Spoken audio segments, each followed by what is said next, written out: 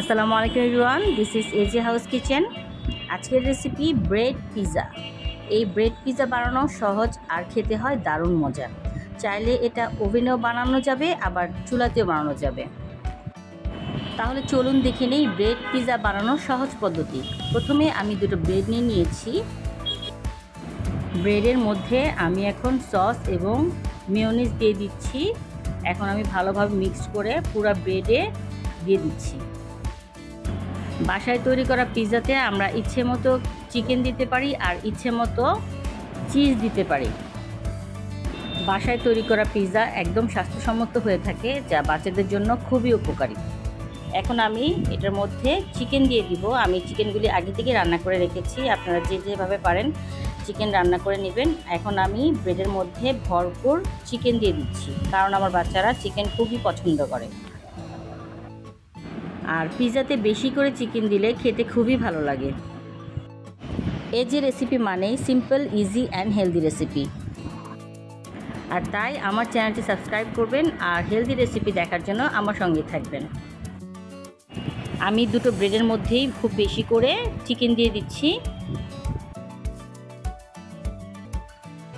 এখন আমি দিয়ে দিব স্লাইস করা চিজ। এটা অপশনাল, কিন্তু এই স্লাইস করা চিজটি পিৎজাতে দিলে খেতে আরও বেশি টেস্টি হবে। তো আমি দুটোতেই স্লাইস করা চিজ দিয়ে দিচ্ছি।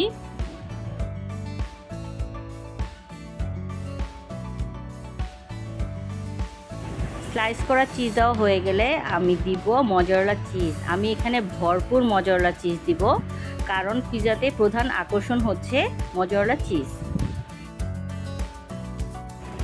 আর এটা খেতে খুবই টেস্টি হবে। চিজ দেওয়া হয়ে গেলে তারপর আপনারা দিবেন ব্ল্যাক পেপার এবং অরিগ্যানো। চিজের উপরেও আমি কিছু চিকেন দিচ্ছি দেখতে ভালো লাগার জন্য। আমি ভালোভাবে চিকেন দিয়ে তারপর এখন দিয়ে দিচ্ছি টমেটো এবং ক্যাপসিকাম।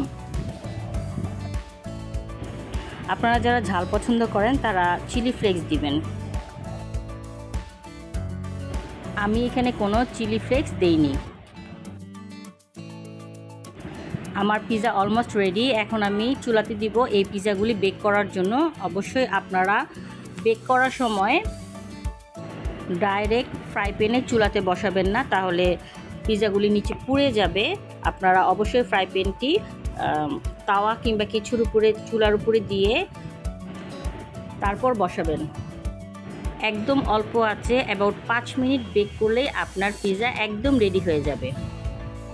আমার পিৎজাটি একদম রেডি হয়ে গেছে। আপনারা অবশ্যই বাসায় ট্রাই করবেন। আমি সাথে এখানেই বিদায় নিচ্ছি। আবার দেখা হবে নতুন কোনো রেসিপি নিয়ে। আল্লাহ হাফেজ।